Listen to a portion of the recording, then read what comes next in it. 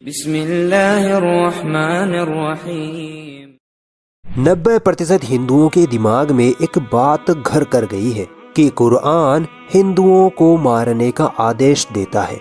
جہاں بھی قرآن میں کافر شبد آیا ہے وہ اسپیشلی ہندوؤں کے لیے ہی آیا ہے، اور قرآن کافروں کو قتل کرنے کے لیے کہتا ہے۔ پتہ ہے دوستو ہندو ایسا کیوں سوچتے ہیں؟ قرآن کی ایک آیت کی وجہ سے۔ قرآن کی سورہ توبہ کی آیت نمبر 5 میں لکھا ہے کہ کافروں کو جہاں پاؤ وہیں قتل کر ڈالو۔ اس آیت کی وجہ سے بھارت کا ہندو یہ سوچتا ہے کہ دیکھو قرآن تو صاف صاف کافروں یعنی ہندوؤں کو مارنے کا آدیش دے رہا ہے۔ اس سے تو سپشٹ ہو رہا ہے کہ اسلام آتنکواد کرنا سکھاتا ہے، اسی لیے مسلمان جہاد کرتے ہیں۔ دوستو اس آیت کا کلیریفیکیشن ہم بعد میں دیکھیں گے، پہلے ہم یہ جان لیتے ہیں کہ جہاد کیا ہوتا ہے۔ دنیا کے لگ بھگ 90% غیر مسلمانوں کی یہ سوچ ہے کہ جہاد وہ ہوتا ہے جس میں مسلمان کہیں بھیڑ بھاڑ والے علاقے میں جا کر بم پھوڑے اور اس سے لوگ مر جائیں، یہ جہاد ہوتا ہے اور اس سے مسلمانوں کو جنت ملتی ہے۔ مگر دوستو ایسا نہیں ہے۔ آئیے دیکھتے ہیں جہاد شبد کا مطلب کیا ہوتا ہے۔ جہاد ایک عربی بھاشا کا شبد ہے جس کا مطلب ہوتا ہے پریتن کرنا، محنت کرنا، سنگھرش کرنا یا سٹرگل کرنا۔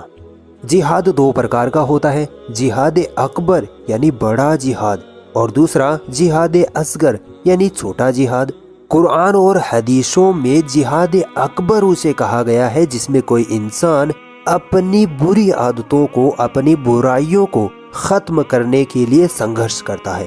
جیسے شراب پینا ہر سماج دھرم میں برا مانا جاتا ہے۔ اب مان لیجئے مجھے شراب پینے کی بہت بری لت ہے، مگر میں اب شراب پینا چھوڑنا چاہتا ہوں، تو اگر میں اپنی شراب پینے کی اس بری عادت کو چھوڑنے کے لیے سنگھرش کرتا ہوں تو اسے جہاد اکبر یعنی بڑا جہاد کہا جاتا ہے۔ دوسرا جہاد اصغر، اس کا مطلب ہوتا ہے سماج میں پھیلی برائیوں کو روکنا۔ مان لیجئے آپ کے محلے میں لوگ بیٹی کے پیدا ہوتے ہی اسے زندہ دفن کر دیتے ہیں، یعنی بیٹی پیدا کرنا نہیں چاہتے۔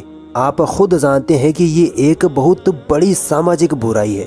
تو اب اگر آپ اس سماجک برائی کو اپنے محلے سے ختم کرنے کے لیے سنگھرش کرتے ہیں تو اسے جہاد اصغر کہتے ہیں، یعنی چھوٹا جہاد۔ خود کی برائیوں کو اگر ہم ختم کر دیں گے تو سماج سے سماجک برائیاں اپنے آپ ہی ختم ہو جائیں گی۔ اسی لیے انسان کی خود کی برائیوں کو مٹانا بڑا جہاد ہے۔ مگر دوستو میڈیا نے جہاد شبد کو اتنا بدنام کر دیا ہے کہ غیر مسلمان تو دور کی بات، خود مسلمان بھی آج یہ سمجھتا ہے کہ کافروں کو مارنا ہی جہاد ہے۔ چلیے اب آتے ہیں اس آیت پر جو اسلام دھرم کو بدنام کرنے کے لیے سب سے زیادہ استعمال کی گئی، سورہ توبہ کی آیت نمبر 5۔ چلیے میں آپ کو یہ آیت قرآن میں لائیو دکھاتا ہوں۔ یہ ہے ہندی بھاشا میں قرآن، عربی یا اردو میں دکھاتا تو اپنے غیر مسلم بھائیوں کو سمجھ میں نہیں آتا۔ یہ قرآن کے 114 چیپٹرز ہیں۔ ہمارا پوائنٹ ہے سورہ توبہ کی آیت نمبر 5۔ یہ ہے سورہ توبہ۔ ہم آیت نمبر 5 پڑھتے ہیں اور دیکھتے ہیں کہ کیا واقعی میں قرآن میں کافروں کو مارنے کے لیے کہا گیا ہے۔ یہ آیت نمبر 1، یہ آیت نمبر 2، یہ آیت نمبر 3، یہ آیت نمبر 4 اور یہ رہی آیت نمبر 5۔ ہم آیت نمبر 5 پڑھنا شروع کرتے ہیں۔ اور جب حرام کے مہینے گزر جائیں تو مشرکوں کو جہاں پاؤ قتل کرو اور ان کو پکڑو اور ان کا گھیراؤ کرو اور ان کے پکڑنے کو ہر گھات میں بیٹھو۔ پھر اگر وہ توبہ کریں اور نماز پڑھنے لگیں اور زکوٰۃ دینے لگے تو ان کا راستہ چھوڑ دو، اللہ تعالیٰ بخشنے والا مہربان ہے۔ تو میں نے آیت نمبر 5 پڑھ دی، پتہ چلا کہ سچ میں قرآن کی اس آیت میں لکھا ہے کہ کافروں کو جہاں پاؤ وہیں مارو۔ مگر ہمیں یہ بھی تو سوچنا چاہیے کہ سورہ توبہ میں صرف یہ آیت نمبر 5 ہی تھوڑی ہے، اس سے پہلے بھی 4 آیتیں ہیں اور اس کے بعد بھی کئی آیتیں ہیں۔ ان آیتوں کو بھی تو پڑھ کے دیکھنا چاہیے تاکہ پتہ تو چلے کہ بات کس وشے پر چل رہی ہے۔ چلیے آیت 1 سے پڑھتے ہیں۔ یہ ہے آیت نمبر 1۔ یہاں اللہ تعالیٰ مسلمانوں سے کہتے ہیں کہ مسلمانوں जिन मुशरिकों से तुमने अमन के वादे किए यानी शांति का समझौता किया था, अल्लाह और उसके रसूल उनकी वादा खिलाफी की वजह से उनसे बेजार हैं यानी उनसे फ्री हैं। बस उनसे कह दो कि 4 महीनों तक मक्का की जमीन पर चल फिर लो, फिर इसके बाद कूच, और जान रखो कि तुम अल्लाह को आजिज नहीं कर सकते और अल्लाह को काफिरों को रुसवा करना मंजूर है। आयत नंबर 3, और हज अकबर के रोज अल्लाह और उसके रसूल की तरफ से तमाम लोगों को ऐलान किया जाता है कि अल्लाह और उसका रसूल मुशरिकों से बेजार है, और अगर तौबा करो तो तुम्हारे हक में बेहतर है, और अगर मुंह मोड़ते रहोगे तो जान रखो कि तुम अल्लाह को अहकाम नियम कानून लागू करने से आजिज नहीं कर सकते, नहीं रोक सकते। और तू यानी मोहम्मद सल्लल्लाहु अलैहि वसल्लम तू काफिरों को दर्दनाक अजाब की खबर सुना दे।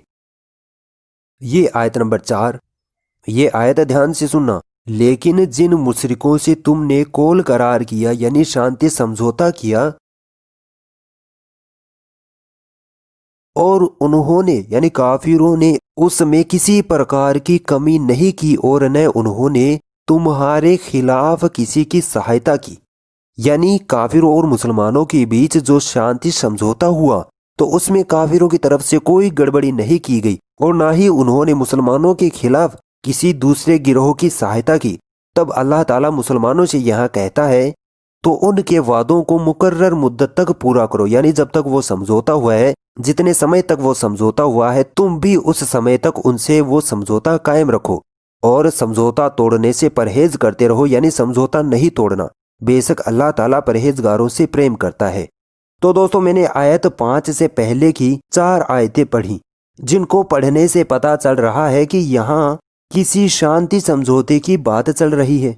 आइए देखते हैं कि इस समझौते की हिस्ट्री क्या है। इस पैराग्राफ में बताया गया है कि इस सूरह से पहले बिस्मिल्लाहिर्रहमानिर्रहीम क्यों नहीं पढ़ी जाती और ये सूरह क्यों अल्लाह ने नाजिल की। हमारा पॉइंट शुरू होता है यहाँ से। मक्का के काफिरों ने अंतिम मुआहिदा यानी जो शांति का समझौता हुआ था, सुलह हुदैबिया भी तोड़ा था। उसमें ये तय पाया गया था कि एक तरफ मुसलमान और उनके सहयोगी कबीले होंगे और दूसरी ओर कुरैश, ये कुरैश काफिर थे, और कुरैश और उनके सहयोगी। मुसलमानों के साथ कबीला खुजाआ शामिल होगा और कुरैश यानी काफिरों के साथ कबीला बनु बिक्र। सुलह की यानी समझौते की बुनियादी शर्त यह थी कि 10 वर्षों तक दोनों पार्टियां इस समझौते पर कायम रहते हुए एक दूसरे पर आक्रमण नहीं करेंगे। लेकिन अभी 2 वर्ष ही का समय बीता था कि बनु बिक्र ने कबीला खुजाआ, यानी बनु बिक्र कौन था? काफिरों के साथ वाला कबीला, जिसने कबीला खुजाआ यानी मुसलमानों के साथ वाले कबीले पर हमला बोल दिया, और कुरैश ने यानी काफिरों ने भी उनका साथ दिया। बनु खुजाआ ने भागकर काबा में जान बचाई, मगर वहां भी उन्हें कत्ल किया गया। केवल 40 आदमियों ने किसी तरह जान बचाई और मदीना पहुंचकर नबी करीम सल्लल्लाहु अलैहि वसल्लम को सूचना पहुंचाई। कबीला बिक्र का कबीला खुजाआ पर आक्रमण करना और कुरैश का उनका साथ देना, यह मुआहिदे यानी शांति समझौते का खुल्लम खुल्ला उल्लंघन था। इस पर आप सल्लल्लाहु अलैहि वसल्लम का यह फर्ज, यह कर्तव्य बनता था कि इस उल्लंघन को बर्दाश्त न किया जाए। आप सल्लल्लाहु अलैहि वसल्लम ने भी 10,000 सहाबाओं को लेकर मक्का पर चढ़ाई कर दी, यानी जंग के लिए तैयार हो गए, और छोटी मोटी झड़पों को छोड़कर बिना किसी जंग के मक्का फतेह हो गया। तो दोस्तों इन 4 आयतों और इसकी हिस्ट्री से हमें ये मालूम होता है कि मुसलमानों और काफिरों के बीच एक शांति समझौता हुआ था जो कि 10 साल का था, मगर 2 साल में ही काफिरों ने उस शांति समझौते का उल्लंघन किया, जिसकी वजह से मुसलमानों ने उनको सबक सिखाना चाहा, जिसके लिए मोहम्मद सल्लल्लाहु अलैहि वसल्लम ने 10,000 सैनिकों को उन काफिरों को सबक सिखाने के लिए भेजा। अब यहाँ पर जब जंग का माहौल हुआ, जंग का मैदान आया, तब अल्लाह ताला आयत नंबर 5 में फरमाता है कि जब हराम के महीने गुजर जाएं तो मुशरिकों को जहाँ पाओ वहीं कत्ल करो, यानी जंग के मैदान पे आप दुश्मनों को जब पाओ तो वहाँ उनको कत्ल करो, ताकि दुनिया में अमन व शांति का माहौल हो, और उनको पकड़ो और उनका घेराव करो और उनके पकड़ने को हर घात में बैठो। फिर अगर वह शरारत से तौबा करें यानी माफी मांग ले और नमाज पढ़ने लगे और ज़कात देने लगे तो उनका रास्ता छोड़ दो। क्योंकि अल्लाह ताला बख्शने वाला मेहरबान है। अब काफिरों के लिए यहाँ एक रास्ता है कि वो इस्लाम धर्म अपना लें, तब तो मुसलमान उन्हें छोड़ देंगे। अब दोस्तों यहाँ ये मत सोच लेना कि काफिरों को जबरदस्ती इस्लाम कबूल कराया जाएगा फिर उन्हें छोड़ा जाएगा। नहीं, ये उन पर डिपेंड करता है कि अगर वो चाहें तो इस्लाम कबूल करके भी जंग से अलग हो सकते हैं, और अगर सिर्फ शांति से रहना चाहते हैं तो भी जंग से अलग हो सकते हैं। किसी को जबरदस्ती इस्लाम कबूल कराना इस्लाम में सख्त मना किया गया है। अल्लाह ताला खुद कुरान में कहता है कि इस्लाम में जोर जबरदस्ती नहीं की जाएगी। देखिए यहाँ सूरह बकरा की आयत नंबर 256 में अल्लाह ताला कहता है कि दीन यानी इस्लाम में जोर जबरदस्ती नहीं है, यानी ताकत और बल के प्रयोग से आप किसी को मुसलमान ना बनाओ। एक तो रास्ता ये है, और दूसरा रास्ता बहुत ही बेहतरीन रास्ता अल्लाह ताला ने कुरान में बताया, जो कि आगे आयत नंबर 6 में है। लिखा है कि और अगर कोई मुशरिक या काफिर जंग की हालत में भी तुमसे अमन यानी शांति मांगे तो उसको पनाह दिया करो कि वह मुसलमानों के मेल मिलाप से कुरान सुने, और फिर जब वह जाना चाहे तो अमन की जगह पर उसको पहुंचा दिया करो। यहाँ अल्लाह ताला सीधे सीधे फरमा रहा है कि अगर जंग हो रही है और कोई दुश्मन काफिर तुमसे यह कहे कि भाई मुझे आपका कुरान सुनना है, मुझे जानना है कि आपके कुरान में क्या लिखा है, तो मुसलमानों का ये फर्ज बनता है कि उसको कुरान सुनाए। और जब वो काफिर ये कह दे कि ठीक है भाई मैंने कुरान सुन लिया, अब मैं जाना चाहता हूँ, तो ये नहीं कि मुसलमानों से ये कह दें कि ठीक है भाई जाओ अपने घर, नहीं, बल्कि अल्लाह ताला ने मुसलमानों को ये हुक्म दिया बल्कि तुम खुद जाकर उसके सुरक्षित स्थान पर उसको छोड़ के आओ। दुनिया की किसी जंग में, किसी युद्ध में ऐसी मिसाल नहीं हो सकती।